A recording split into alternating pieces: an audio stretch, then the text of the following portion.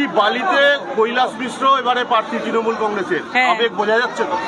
তো বোঝাই যাচ্ছে, মানে প্রত্যেকটা গলি গলিতে কৈলাসের জন্য যা মানে কি বলবো উন্মাদনা সাধারণ মানুষের, এবং ওর ওপর অনেকের আশা। তার কারণ কৈলাস কিন্তু শুধু কথা বলার ছেলে নয়, ও কাজ করে দেখানোর ছেলে, এবং সেই জন্যেই আজকে আমি এই ওর প্রচারে এসেছি।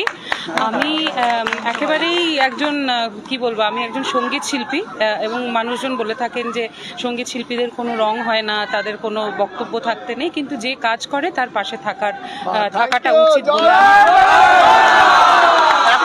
এক কথায় ছোট করে কি আবেদন করবেন বালির মানুষের কাছে? বালির মানুষের কাছে আমি এটাই আবেদন করব যে দেখুন, যে কাজ করবে তার পাশে তো থাকতেই হবে, আর এর মধ্যে কোনো প্রশ্নই নেই যে কৈলাস কাজ করবে। ও ভোটে নমিনেশন পাওয়ার অনেক আগে থেকেই কাজ করে, সেই জন্য ওর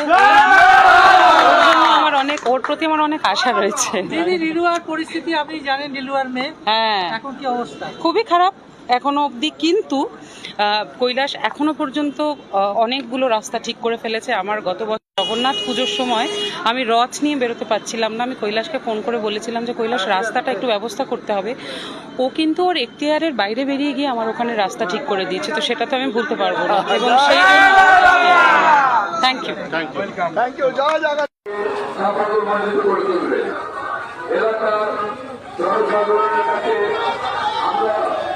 আমাদের আত্মআবেদন যে আপনাদের বাড়ির সামনে যে রাস্তায় উপস্থিত থেকে আমাদের এই পথ পরিক্রমাকে